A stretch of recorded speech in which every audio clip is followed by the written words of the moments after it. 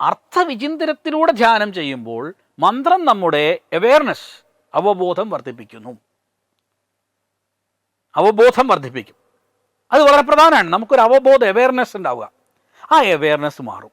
ഇന്ന് മറ്റ് ദിശകളിലേക്ക് ശ്രദ്ധ പതറിപ്പോവുകയെന്നത് ഒരു വലിയ പ്രശ്നമാണ്. നമ്മളെ സംബന്ധിച്ചിടത്തോളം നമ്മൾ ഈ മെഡിറ്റേറ്റ് ചെയ്യുമ്പോൾ നമ്മളെ ശ്രദ്ധ dinner, what will happen for our dinner, അല്ലെങ്കിൽ വാട്ട് അബൌട്ട് അവർ ചിൽഡ്രൻ, ഇതൊക്കെ നമ്മൾ ചിന്തിച്ചു പോകുന്നതാണ്.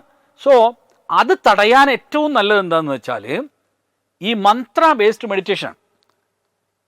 മെഡിറ്റേഷൻ പരിശീലിക്കുമ്പോൾ സ്വാഭാവികമായി സംഭവിക്കുന്ന മനസ്സ് എങ്ങോട്ടോ സഞ്ചരിക്കുന്നു എന്ന പരാതി നമുക്കില്ലാതാക്കാൻ ഏറെ സഹായിക്കുന്ന ഒരു കാര്യമാണ് ഈ ജപം എന്ന് പറയുന്നത്.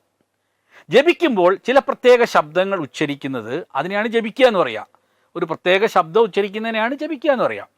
അങ്ങനെ ജപിക്കുമ്പോൾ ഉണ്ടാകുന്ന കമ്പനവും മനസ്സ് അതിനോട് ചേർന്ന് നിൽക്കാനുള്ള കഴിവും നമുക്ക് വർദ്ധിക്കുക ഈ അർത്ഥമറിയുമ്പോഴാണ്, അർത്ഥമറിഞ്ഞും കൊണ്ട് ജപിക്കുമ്പോഴാണ്. ഇതുകൊണ്ടാണ് പണ്ടുള്ള വൈദിക ഋഷിമാർ അർത്ഥമറിഞ്ഞ് വ്യാഖ്യാനിക്കണം, അർത്ഥമറിഞ്ഞ് ധ്യാനിക്കണം, മെഡിറ്റേറ്റ് ചെയ്യണം എന്ന് പറയുന്നത്.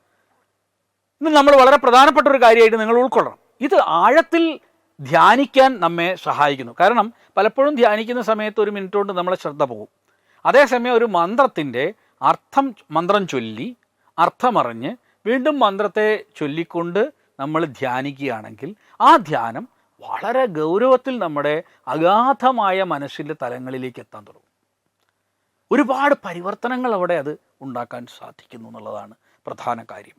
അതിന് നാദ യോഗമായാലും ശരി, അല്ലെങ്കിൽ നമ്മുടെ സാധാരണ യോഗമായാലും ശരി, ഏത് യോഗമായാലും ശരി, വളരെ പ്രധാനമാണ്.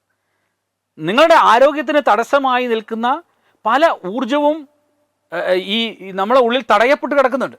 അതിനെ വിമോചിപ്പിക്കുന്നതിന് നമ്മെ ഈ ഒരു മെഡിറ്റേഷൻ സഹായിക്കും. പലപ്പോഴും നമ്മൾ ആരോഗ്യ കാര്യങ്ങളിൽ മെച്ചപ്പെടാനുള്ള അലസതയാണ് നമ്മളെ അടക്കി നിർത്തുന്ന ഊർജ്ജം എന്ന് പറയുന്നത്. അതിനെ എടുത്ത് പുറത്ത് കളയാൻ, നെഗറ്റീവ് ഊർജ്ജത്തിനെ എടുത്ത് പുറത്ത് കളയാൻ ഈ മന്ത്ര മെഡിറ്റേഷൻ സഹായിക്കും. നമ്മളിപ്പോൾ ഓം ശാന്തി ശാന്തി ശാന്തി എന്ന് പറയുന്ന മന്ത്രശകലം നിരവധി തവണ ധ്യാനത്തിൽ ഉച്ചരിച്ചുകൊണ്ട് ധ്യാനം ചെയ്യുമ്പോൾ മനസ്സിൽ തീർച്ചയായും എന്ത് വരാൻ തുടങ്ങും? ശാന്തി വരാൻ തുടങ്ങും. ഹൃദയത്തിൽ ശാന്തി അനുഭവിക്കാൻ തുടങ്ങും.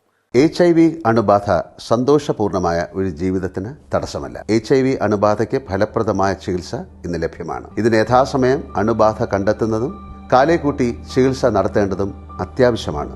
സൗജന്യമായ ചികിത്സയും മാർഗനിർദ്ദേശങ്ങളും സർക്കാർ ആശുപത്രികളിലെ ART അഥവാ ഉഷസ് കേന്ദ്രങ്ങളിൽ ലഭ്യമാണ്. ആരോഗ്യ സംരക്ഷണം ഓരോരുത്തരുടെയും ഉത്തരവാദിത്തമാണ്.